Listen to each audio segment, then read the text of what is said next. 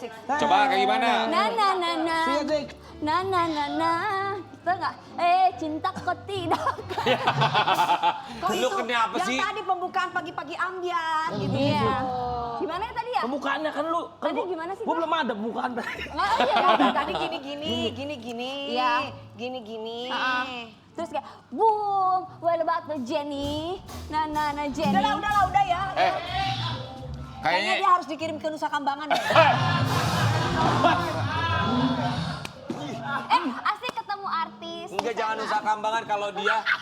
Artis, politikus. Ketemu polisi. Ya, semuanya banyak di Suasana sana. baru. Enggak, jangan. Coy. Tapi memang ya, Amit-amit sama ini ngomongin soal Nusa Kambangan dan juga artis ya, Sobat Ambiar ya. Kita tahu ya ada seorang selebriti yang dipindahkan ke lapas Nusa Kambangan. Ini terkait kasus yang memang kita tahu yang satu ini sudah 4 kali diamankan pihak polisian terkait kasus barang haram ya. Dan kemarin Amar Zoni kita tahu ya kan ditahannya di Salemba, kemudian diduga mengedarkan barang haram di sana. Kemudian dipindahkanlah ke lapas Nusa Kambangan. Dan kabarnya Amar Zoni ini menitipkan surat kepada bintang tamu yang akan kita hadirkan, seorang ustadz. Di pagi-pagi Ambiar kita hadirkan, ini dia Ustadz Dery Sulaiman.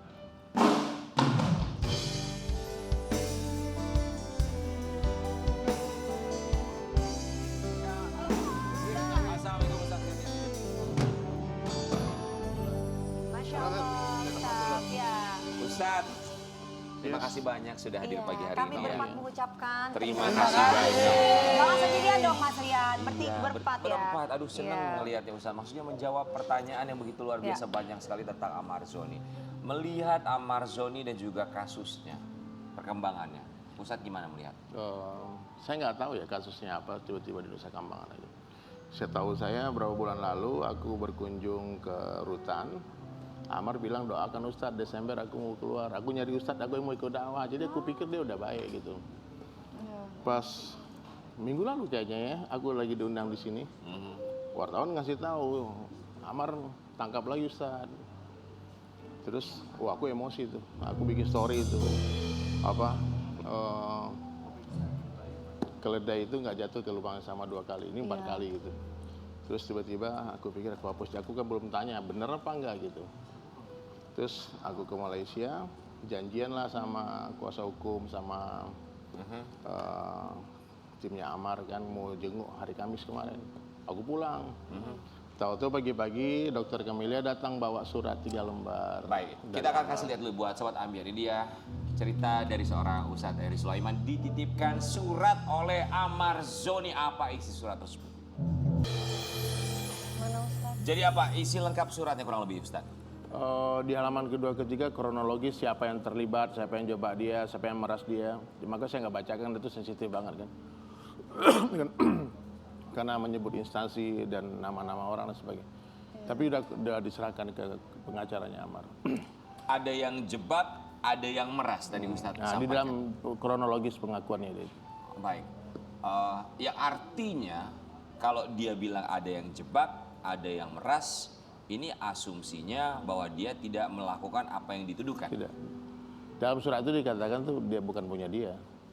Barang dia bukan barang. Dan kan aku taunya Amar tuh sudah sholat 5 waktu. Insya Allah kalau orang sholat 5 waktu dia jauh lah dari maksiat.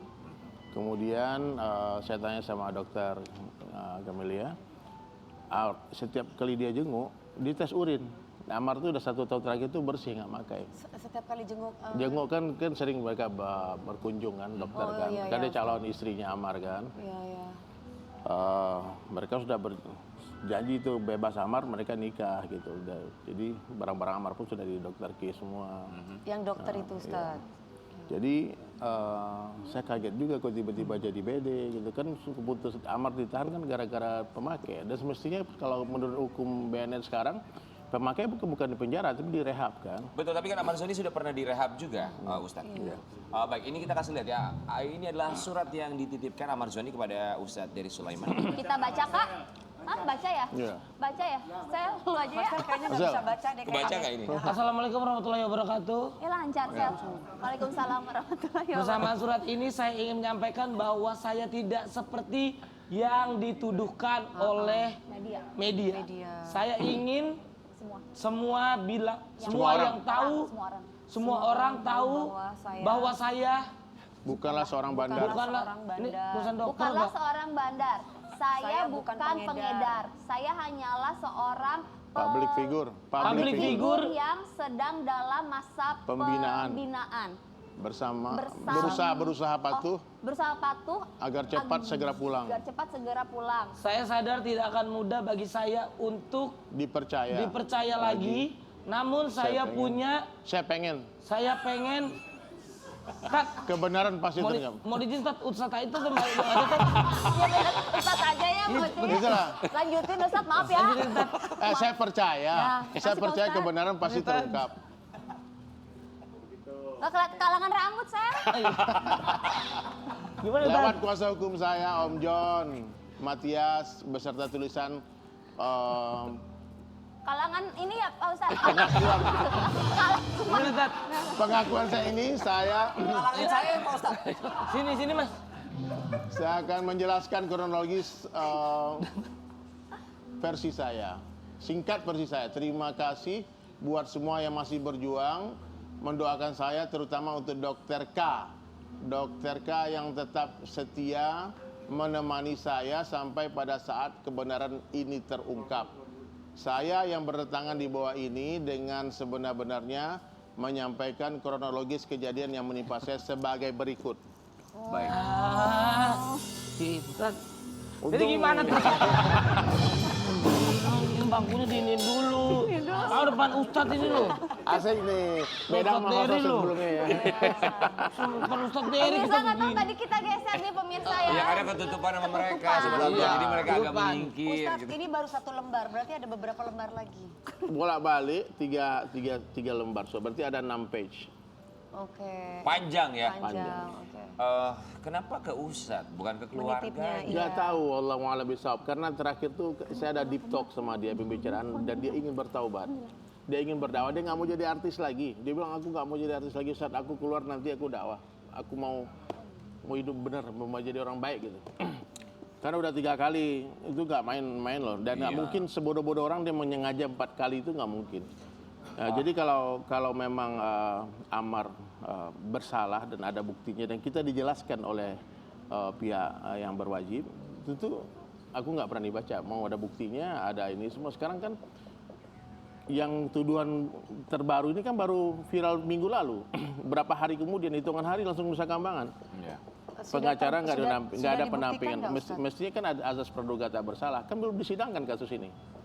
Itu loh, maksudnya bagiku saya tidak ada urusan dengan membela ya. Kita nggak boleh membela yang salah ya. Tapi kalau menurut saya ini kemanusiaan aja. Saya karena Allah Ta'ala aja, karena saya diamanahkan surat, saya baca. Tapi setelah saya baca sih kayaknya ini bukan wewenang saya, ranah saya untuk membicarakan masalah ini karena berurusan dengan hukum kan. Iya, iya. Saya berharap Pak Presiden ya yang bertanggung jawab terhadap seluruh rakyat Indonesia, Pak Prabowo, memperhatikan Amar-Amar ini juara silat, medali emas, membanggakan Indonesia. Dan Pak Prabowo kan orang di pencaksilat. Mudah-mudahan orang-orang yang punya kekuatan bisa mengatur semua ini yang kebenaran terungkap, bukan menegakkan menang basah. Tidak. Kalau dia salah, hukum mati pun nggak apa-apa. Kalau memang dia benar Kalau ya. memang dia benar-benar pengedar. Kalau dia pengedar bandar, mana kita mungkin bela bandar? Ustadz, itu kalimatnya tuh cukup berat loh. Kalau dia salah, hukum mati Nggak pun apa-apa. tidak masalah. Nggak apa-apa. Karena bandar ini memang kan Merusak generasi merusak anak generasi. bangsa, Tapi ya. kalau pemakai kan mereka kadang dicekokin, kadang digratisin semua. Saya kan anak band bang. Teman saya banyak mati karena narkoba bang. Ada yang loncat dari betul. Maaf, kenapa contohnya ke kita bertiga? Cekokin berarti. Kenapa? Validasi. Betul. Saya juga bang. Gitu. Oh, Pak Ustadz pernah dicekokin juga? Iya, Bang. Jadi begitu bang. Jadi kalau ada yang salah paham dengan saya, ngapain belain Amar? Ada yang DM, ada yang dari Islam, saya nggak ada. Saya nggak menyebut instansi siapapun, saya nggak menyerang siapapun. Yeah. Saya pengen Amar ada perlindungan hukum sehingga keadilan benar-benar ditegakkan. Kalau dia salah hukum, kalau dia nggak salah jangan dihukum. Zalim namanya kita. Ya. Tapi kami rasa pun mungkin ada alasan dipindahkan ke Nusa Pasti ada. Kambangan. Aku mau ada dengar alasan. itu. Dan maka dari itu juga pasti kita akan menantikan untuk peradilannya ya. Iya. Pembuktiannya pasti akan ada di Betul. sana. Dan kita juga masih sangat yakin dengan hukum yang ada di negeri ini. Amin ya Allah. Kita sangat yakin itu ya. Dan kita juga akan menyaksikan Ustadz sempat memberikan tausiah saat di Lapas Salemba ya. Iya betul. Pada Bertemu waktu itu juga berarti ada Mas Amar Amar Zoni ya. ya. Kita mau kasih lihat seperti apa momen. Sedih banget ngeliat video itu. Saat ketemu tuh apa yang Ustadz rasakan? Amar itu berat ujiannya. Apa Ustaz? Berat banget ujiannya. Ya, kehilangan ayahnya di dalam penjara. Ya, apapun alasan rumah tangganya berantakan, ya, dia ditinggal istrinya ataupun apalah, saya nggak ngerti lah urusan rumah tangga mereka. Toh akhirnya mereka bercerai kan, jauh dari anak. Terus yang saya perhatikan dia cuma perlu attention aja, dia perlu dirangkul, disayang. Dan waktu aku tausiah 1 jam itu dia dengar, saya tanya apa yang kamu bayangkan tadi, apa yang kamu ingat dari tausiah Ustadz tadi. Terus dia bilang, betul Ustadz, hanya Allah yang ada di saat yang lain tiada. Karena aku sampaikan, hanya Allah yang ada di saat yang lain nggak ada. Terus sekuat apapun kita menahan, kalau Allah katakan pergi pasti pergi. Sekuat apapun kita menolak, kalau Allah katakan datang pasti datang. Saya yakin yang terjadi di dunia ini semua atas kehendak Allah. Jadi saya tanamkan tauhid kepada para nabi itu semua sehingga mereka tuh bisa menerima takdir itu. Termasuk sekarang di Nusa Kambangan, mudah-mudahan Amar ingat ilmu itu. Sehingga dia yakin ini ujian semakin berat akan semakin besar hadiahnya. Kalau Amar melewati ujian ini, saya yakin dia akan jadi orang hebat. Gak semua orang diuji dengan Nusa Kambangan loh. The most extreme.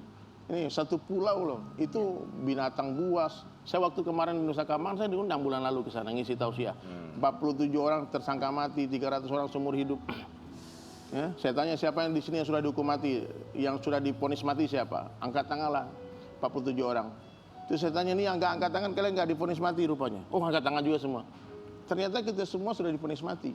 Cuman yang divonis dikasih tahu kapan matinya dia lebih beruntung, sehingga dia ada kesempatan untuk bertaubat. Kayak kita ini kapan? Nggak tahu, wallahu a'lam. Bisa lagi happy mati, lagi joget mati, bisa. Lagi siaran mati, bisa.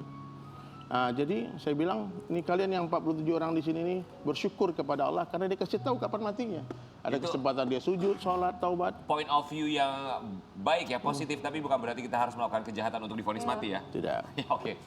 Ustadz, tapi begini, ini kan bukan kali pertama ya untuk Amar Zoni.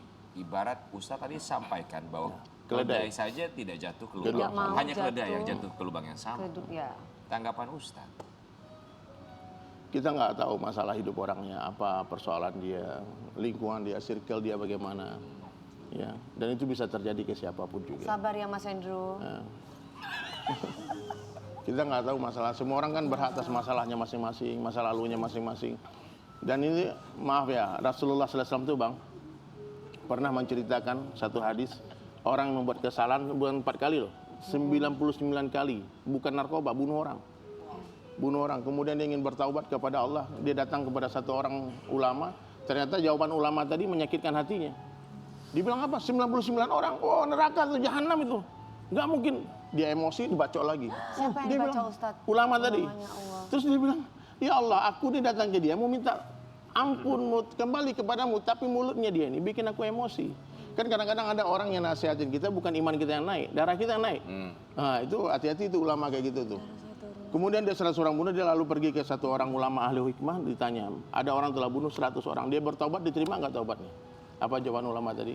Berapapun besarnya dosa orang itu, dia tidak katakan dia cuma ngasih tahu ada orang. Dia bilang, berapapun besarnya dosa orang itu, ampunan Allah lebih besar. Tapi dia harus pergi meninggalkan circle-nya dia, kampung dia yang membuat dia jahat itu. Baik. Di tengah jalan mati, turun malaikat rahmat, malaikat azab, katakan ini bunuh 100 orang neraka, ini bunuh, dia telah bertobat.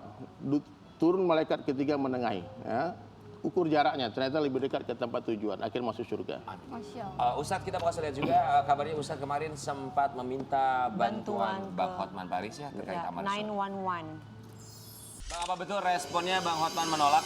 Enggak, bukan menolak, dia mengirim orangnya untuk mau menyelidiki, mempelajari. Baik Bang Hotman, baik temanku.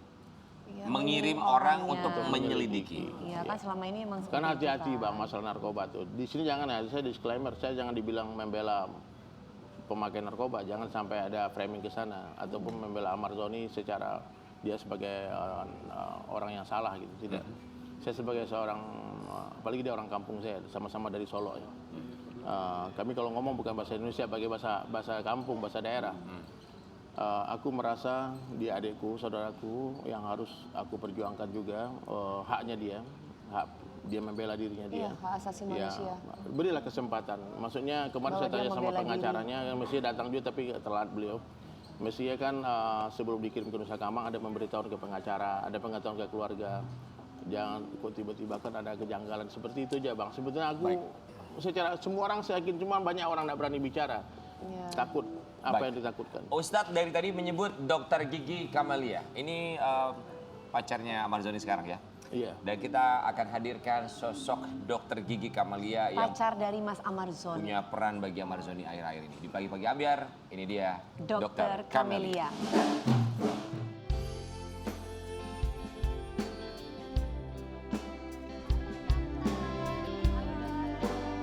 Selamat pagi. Silakan. Dok, boleh ke depan dulu? Kita panggilnya Kamalia aja boleh ya? Iya, nggak apa-apa ya Kamalia ya. Kita berempat mengucapkan terima Terima kasih. kasih dokter. Kamalia, apa kalimat terakhir yang disampaikan Amarzoni ketika bertemu dengan Kamalia? Cari aku. Kalau aku nggak ada kabar, Aku citra gitu. Kalau aku nggak ada kabar gimana dok? cari aku ya yang. Kalau nggak ada kabar suruh cari. Cari aku kalau aku nggak ada kabar. Ini dia Kamalia yang tetap mensupport Amarzoni sampai kapan. Dekat kita kan nanti kapan-kapan aku aja. Kita kaget loh, ada seorang perempuan bernama Kamalia yang ternyata disebut berkali-kali sedang dekat dengan Amarzoni. Kenal dari mana dengan Amarzoni? Dari Lagi sedih tuh loh. Kalau janji. dari Adit awalnya emang kan ketemu waktu itu di Bandung sahabat. Adiknya? Iya, adiknya Zoni. Jadi waktu di Bandung ada acara, terus Adit juga datang. Nah di situ dikenalin. Dari situ Adit telepon aku untuk ngajak bisnis bareng gitu. Kita bisnis bareng yuk gitu. Nah pas ketemu beberapa kali sama Adit lagi di meeting, Bang Amar telepon mungkin lewat wartel Rutan.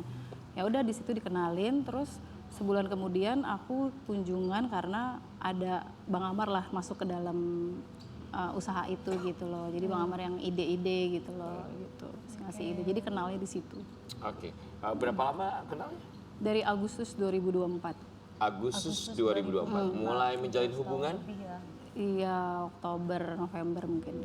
November tahun lalu. Iya, tahun lalu. Oke, sosok Amarzoni yang dikenal oleh Kamalia itu sosok yang seperti apa? Baik banget sih, makanya aku juga bingung kenapa orang-orang pada nilainya tuh buruk. Mungkin emang salahnya dia ya itu penyalahguna narkotika. Cuma menurut aku kan itu harus diobatin ya, bukan ditaruh di situ gitu. Apa yang membuat Kamalia tuh jatuh hati dengan seorang Amarzoni?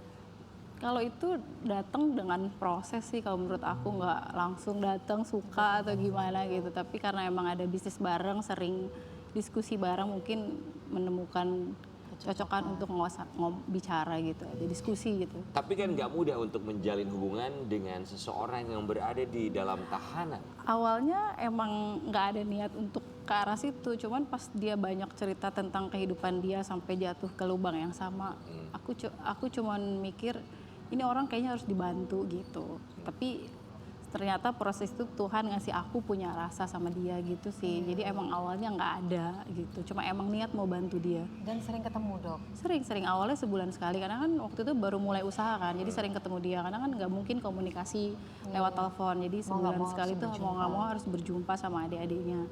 Jadi di situ sering dari sebulan, 2 minggu, lama-lama ya seminggu sekali aku kesana. Seminggu sekali, baik. Dalam intensitas ketemu, kemudian komunikasi, hubungan terjalin, adanya hubungan, kasih sayang, pacaran, keluarga tahu? Awalnya nggak tahu, tapi lama-lama tahu. Gimana respon keluarga? Apa ada maksudnya Penolakan. datang? Ya. Ini kan Kalau, stigma soalnya. Kalau alhamdulillah sih punya orang tua ya kayak papa aku, kayaknya dia ngedukung secara kalau emang dia mau berubah ya bijak ya udah, tapi dia selalu mengingatkan ada konsekuensinya nanti yang harus kamu terima gitu. Jadi kamu yang tahu bagaimana Amar, ya kamu jalani kalau emang dia baik buat kamu gitu. Oke, kita masih akan ngobrol dengan Kamalia terkait hubungannya dengan Amar Zoni dan apa yang disampaikan oleh Amar Zoni, pun juga dengan fakta-fakta yang diketahui oleh Kamalia terkait dengan Amar Zoni. Saat lagi. Kalian, Ah? nanti pas break boleh sekalian ngecek karang giginya ini nggak? Dokter. Emang dokter Dokter gigi? gigi bukan? Iya dokter gigi. Oh jangan cek karang gigi saya. Kenapa? Takutnya dikira diving. Kita kembali saat lagi.